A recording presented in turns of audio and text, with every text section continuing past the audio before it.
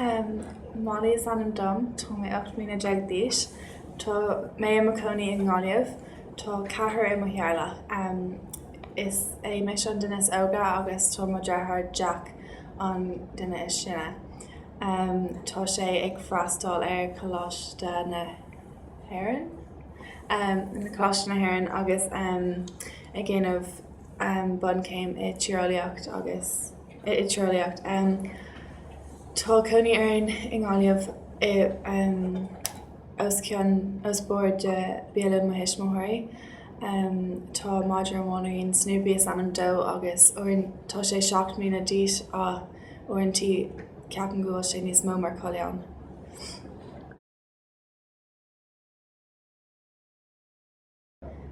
Is bralam an scoil seo, nar tháinig mé ar dúis bhí mé beaganí nervhí seo mar níorbh insa a gom sa sport nó i ceol nó im rud mar sin.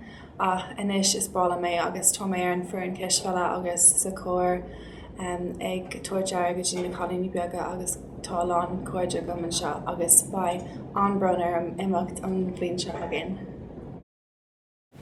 Is éasc le mé sin am agart, tá mé géirí an gitar múnad am féin. Ceapan gúil sé ag dul carcolóir. Freisin is bralam a bheith ag imréid cisfeile ar fearr na scoile agus ag tarraingt picturí agus ag dhéanamh bhailín.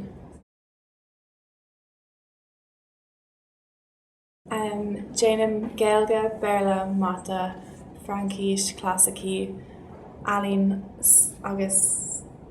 star na Halína agus Beolaíocht.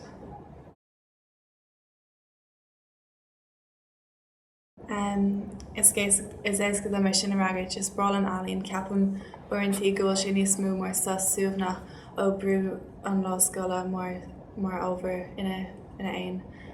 Tá an simagam in na Alín túir agsúla mar Alice Mayer, Jeff Koons, Jack Yates agus duine agsúla mar sin. An bblion seo háte thuí mé go dtí an Spáin na cura Alex bhí an crack géan an sin. Bhí muid ag fáilte Greannmhar agus ag dul ag siopadóir thuí muid go dtí an fictúlainn agus bhí muid ar an trá an chud is múid an am. Freisin thuí mé go dtí an Elvéis chun cuairte thairid ar mar antín agus mo caithraí beaga.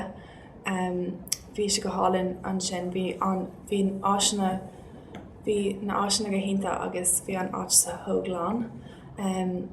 Freisin bhí mé ag obair ag caithimh mo héis mthirí mar tá mé ag géirí airgid a bhailiú le haid turas go dtí Zambia le Habitat for Humanity le mo scoil an saoire se againn. Nuair tá mé sála bhí mé ag obair ag caithimh mo héis mthirí nó ag dul amach le mo cóide. Nuair tá mé I máileach liad téimeteach go dtí an carr nó go dtí an drom le mo cóidí agus téimiid go dtí an pictiúlainn nó b'éidir ag siopadóirt.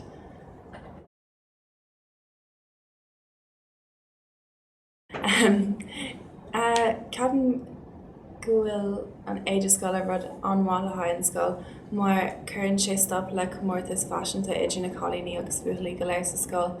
Freisin tá siad compórta a ceapan go bhfuil rialacha asáis amaideach leis an éide scoile mar hampla níl cad go tata féin a caithimh agus bíonn sin chuireann sé is seachtaine go mór gothirithe roimh na gcéimhre.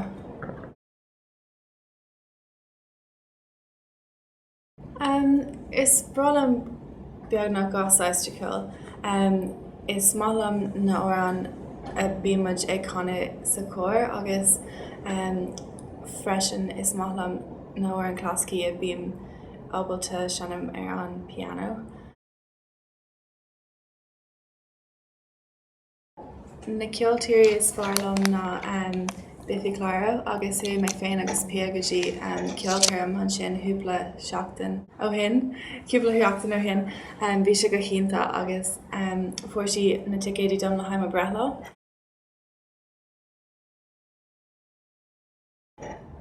Tá mé ag súil chun imeacht an scoil seo mar tá mé géirí bheith críne leis an le na ranganí go léir agus le brú an lá scoil. Ceapan go bhfuil alíanaanamh agus todhchaí ó scoil alína Beiidir thar nó I mbaile lia.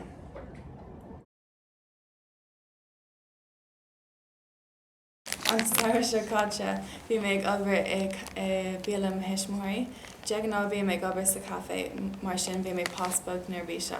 Bhí slua móid customary an ihe sin is cuilam agus ina másc bhí fearr bhí uafása dro fééisachlam. Thuaigh mé sios go ddíad agus fearr mé an raibh aon rud mhaith, dúirt sé am go raibh budal faoine mhaith.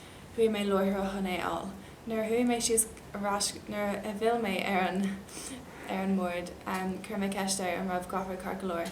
Dúirt sé go raibh an féin uafása agus ceap sé go raibh sé cuaircailte. Ní raibh is an cadarrála leis mar bhí is scrúcapína bhí an ar an budgel.